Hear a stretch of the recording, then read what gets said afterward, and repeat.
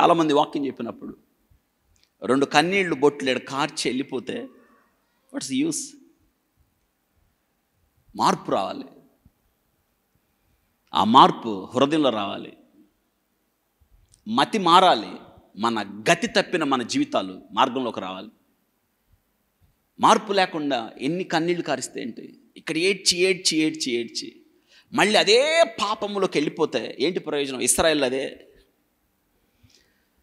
దేవుడు తన దూతను పంపినప్పుడు దూత వచ్చి మాట్లాడుతున్నాడు, మీరు చేసిన పని ఏమిటి?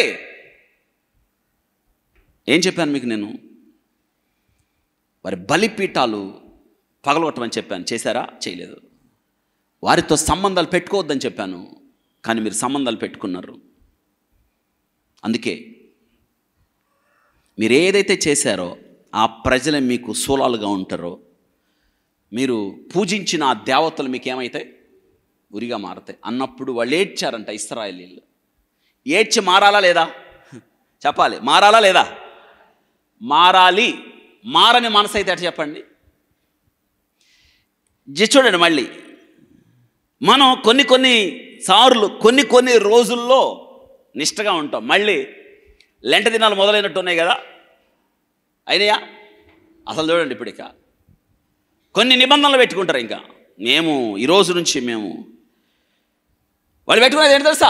ఇది మారాలని కాదు, ఇది మారాలని కాదు, బుద్ధి మారాలని కాదు. మేము సంతోషంగా ఉండం. ఎందుకు ఉండొద్దు? ఎందుకు ఉండకూడదు? పెళ్లి పెట్టుకోవాలనుకుంటున్నామండి పిల్లోడికి, కానీ లెంట్ అయిన తర్వాత లెంట్ ఏం చేసింది మిమ్మల్ని? అడ్డమా? బైబిల్లో ఉందా లెంట్? బైబిల్లో లేని మనకెందుకు? దేవుడు చెప్పాడు, నాకు ఇష్టంగా బ్రతకండి రోజు అన్నాడు. సిలువెత్తుకొని నడవమన్నాడు. అనుదినం ఆయన కొరకు సిలువ వేయబడిన అనుభవం కావాలి. 40 దినాలు ఏడ్చుకొని, 40 దినాలు మనం కొత్త బట్టలు కుట్టుకోకుండా, మాంసం తినకుండా, ఇంకేం చేయకుండా, పక్కనోరితో మాట్లాడకుండా, మనమే సిలువ మోసినట్టు లోక పాప భారములు మోసుకొని దేవుని చిన్న గొర్రెపిల్లలాగా మనం. ఎంత దారుణం అండి ఇది!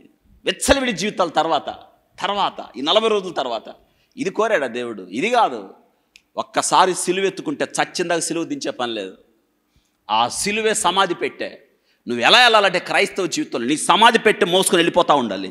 నువ్వు ఎక్కడ సస్తే నీ పెట్టి అక్కడ పెట్టి దానిలో పెట్టి గొంతు నుంచి పూర్తి చేస్తారు. ఇది కాదు జీవితం. ఇది మనం చేయాల్సిన జీవితం. ఎవరైనాను నన్ను వెంబడింపగోరిన ఎళ్ళ తను తాను డినాయింగ్. ఈ 40 రోజులు లేదా క్రిస్మస్ దినాలు లేదా ఇంకేదో ఆ పండగలు ఈ పండగలు నీకు రక్షణ ఇవ్వలేవు. నువ్వు మార్పు చెందకుండా, నీ హృదయం మారకుండా, బుద్ధి మారకుండా, మారు మనసు పొందకుండా దేవుడు చెప్పాడు నికోదేం నువ్వు తిరిగి జన్మించాలి. 90 ఏళ్ళు ఆయనకి అంతా తెలుసు ధర్మశాస్త్రం, కానీ రక్షణ అంటే తెలియదు ఆయనకి. ప్రభు సూటిగా స్పష్టంగా చెప్తున్నాడు, నువ్వు తిరిగి జన్మించాలి అంటే మారు మనసు పొందాలి. ఆయన అంటున్నాడు, మారు మనసా? తిరిగి ఎట్టినట్టు జన్మిస్తానయా? నేను 90 ఏళ్ల ముసలోడిని తిరిగి తల్లి గర్భంలోకి వెళ్ళి జన్మించాలా అని అంటే ఆయనకి ముసలోడు కానీ ఏం తెలియదు. చాలామంది ఇంకా నికోదేం ముసుగులో ఉన్నారు చాలామంది. మీరు చేయరాలంటే చేయనండి, నేను చేయనండి. ఎందుకు? మేము ప్రతిరోజు సిలువ మోస్తాం. అంటే వీళ్ళు 40 రోజులు సేవకులు, 40 రోజులు క్రైస్తవులా, 25వ తారీఖు క్రైస్తవులా, లేదా 31వ తారీఖు క్రైస్తవులా, ఈస్టర్ క్రైస్తవులా, లేదా 40 దినాలు లెంట క్రైస్తవులా? 40 రోజుల లెంట్ ఒక ఆయన అంటున్నాడు. 40 రోజులు లెంట్ తర్వాత వాళ్ళ భక్తి ఏంటంటే లేపేసే టెంట్ అంట వాళ్ళది.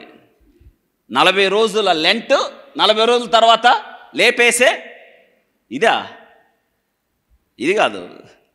దీనికి మించింది ఉంది భక్తి. నువ్వు క్రీస్తు కొరకు బ్రతకాలి. ఎప్పుడు దాకంటే బ్రతుకుట క్రీస్తే, చావు అయితే లాభం. ఇది దేవుడు మన నుంచి కోరిన భక్తి. బ్రతికితే క్రీస్తు కోసం, సావైతే ఇంకా సంతోషం.